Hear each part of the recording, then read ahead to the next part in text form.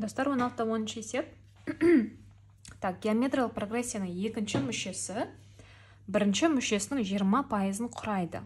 Прогрессияның жетінші мүшесі бесінші мүшесінің қанша пайызын құрайды дейді, я? Так, бірінші сөйлемді разбор жасап алайық. Геометриялық прогрессия екінші мүшесі, значит, b2 тең бірінші мүшесінің 20%-ын құрайды дейді. Так, b1-дің 20% деп отырған, пайызды санға ауыстырсақ, ол 0,2 деген сөз ғой, дұрыс па? 0,2-ні мен 100%-ға көбейтіп жіберсем, ол менде 20% шығады.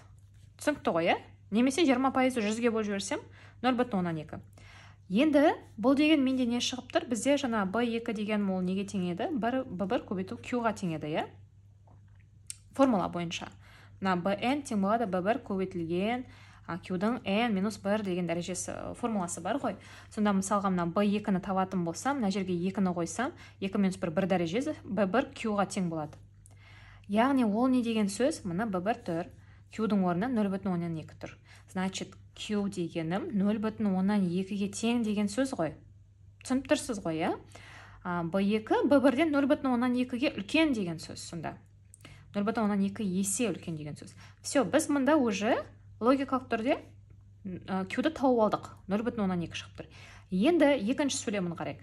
Прогрессияның жетінші мүшесі бесінші мүшесінің қанша пайызын құрайды дейді. Так, бұны шешу үшін, достар, b5-ті осы формулаға салып алайықшы. b5 деген неге тең? b1 көбейтілген, мына жерге 5-ті қоятын болсам, 5 минус 1 q-дің 4 дәрежесіне тең, я? Ал b7 дегенім неге тең? b7 дегенім b1 көбейтілген q-дің 6 дәрежесіне тең, дұрыс па? Енді маған b7 мына b5-тен қаншаға үлкен білу үшін, мен мына b7-ні былай жазсам ше, b5-ті қойсам, b1 көбейтілген q-дің 4 дәрежесі дейм, я? Мынау менде b5. И маған 7-ге не жетпей тұр? Q-дің тағы квадраты жетпей тұр да? Екеу дәл бір-бірде ғой. Тек қана мына жер Q-дің 6 дәрежесі, мына жер Q-дің 4 дәрежесі. Ол үшін не істеймін? Көбейтіп жіберем Q-дің квадраты деймін. Сонда мынау деген маған неге тең? Мынау деген мынаған тең. Мынау деген сөзім b5 деген сөзім. b5 көбейту Q-дің квадраты шығады ғой. Сонда түсініп тұрсыздар ма? Ал менде кешірім сұрайын. Q деген нешеге тең еді? 0,2-ге тең. 0,2-нің квадраты. Сонда b5 көбейтілген 0,2-нің квадраты 0,04. Ол не деген сөз?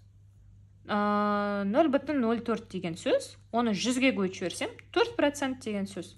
Сонда менде b7 b5-тен 4%-ке көп деген сөз. Себебі b7, мына қараңыздар, қысқаша жазып жіберсек, b5 көбейтілген 0,04 шығып тұр ғой. Көріп тұрсыздар ма? b7 b5-тен 4%-ке үлкен деп шығып тұр. Түсіндік қой, енді екіншісін көрейік. Геометриялық прогрессия екінші мүшесі бірінші мүшесінің 110%-ын құрайды дейді.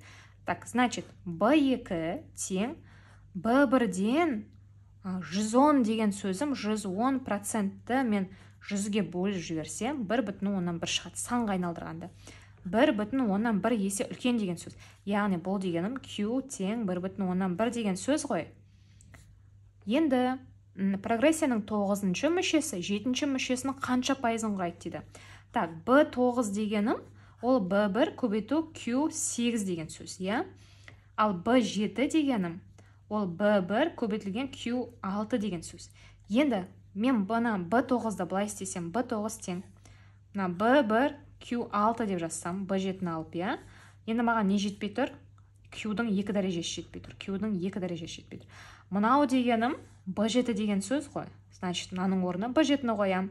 Көбейтілген q-дің квадраты. Так, b7 көбейтілген q-дің орнына q нешеге тең болды? Менде 1,1.